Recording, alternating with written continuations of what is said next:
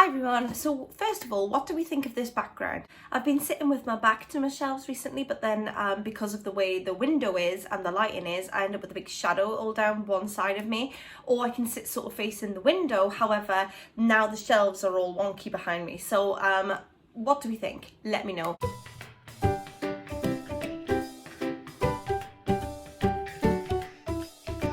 But aesthetics out of the way, we are here today to talk about this book, A Ruined Girl by Kate Simants. This is a book that combines crime thriller, mystery and drama all in a very compelling way. A Ruined Girl is a story of what happened to Paige. Paige was a teenage girl who was in the care system and she had an absolutely unblemished record. She maintained a life that wasn't particularly problematic, and yet at the beginning of the book we are told that Paige does something completely out of character and she goes with Rob and breaks into the house of a teacher and commits a burglary upon the property. The burglary was particularly brutal and only one item was taken at the time of the burglary, which was a bracelet, which has been a mystery to the authorities as to why they broke into this house and only took this bracelet. However, the plot thickens. At the end of this burglary, Paige goes one way and Rob goes another. This is all according to Rob, and Paige goes missing. No one sees Paige again. And Rob ends up in prison. And our story begins when Rob is part of a new release program where he has to sort of atone for his sins and make amends and go and speak to the people whose lives were affected by his crime.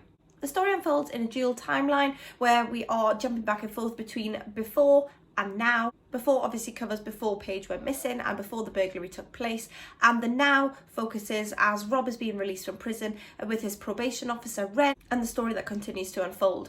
We have sort of four central characters to this book. We have Ren, who is the probation officer, and as she takes him from victim to victim to get him to understand the magnitude of the crime that he committed alongside Paige, she is also extremely fixated on trying to find out where Paige is and if Rob is hiding something. And Ren has a pregnant wife at home and she seems to be spending more and more time on this case than she is in her own life, and we are led to wonder why this is, and she seems like she might be pushing her own relationship to breaking point to find out what has happened to Paige. We have Rob, who is obviously the co-partner in this crime and is releasing the events that are taking place, which are sort of told through the eyes of Ren. But then in our flashback pages we are seeing things through the eyes of Luke.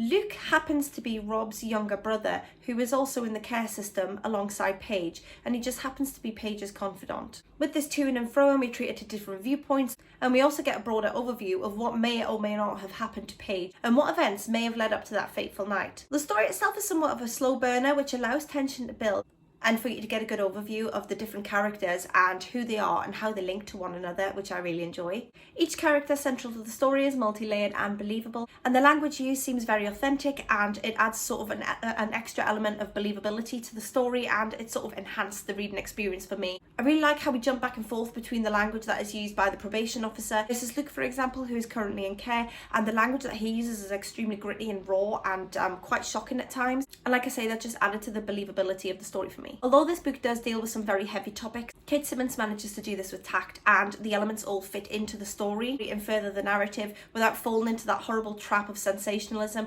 which is another element to the story that I really enjoyed. The probation system and care homes for children is an area that I'm really interested in anyway, which I was before I read this book, and care homes in particular are an area that I've read a lot about, and I've spoken to some people who've been in the care system and heard about their different experiences themselves.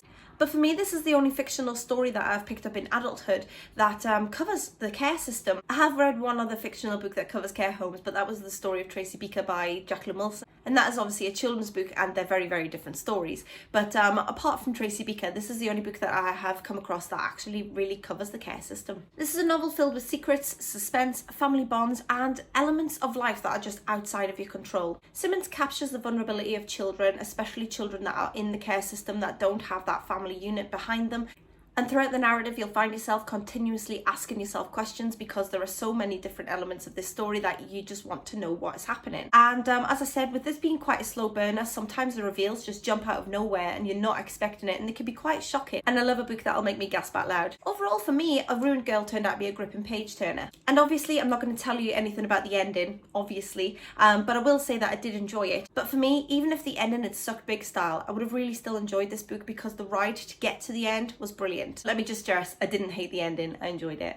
I was gifted this book for review by Viper Books, and Viper Books are fast becoming one of my favourite publishing houses. Every single book that I see them talking about on their social media page has me gripped, and I just want to read them all. So if, like me, you're into thrillers and horrors, give Viper Books a look up because they have some cracking books. And also, I very clearly recommend this one too. So let me know if you've read it, let me know if you're going to, and I'll speak to you all soon. Bye for now.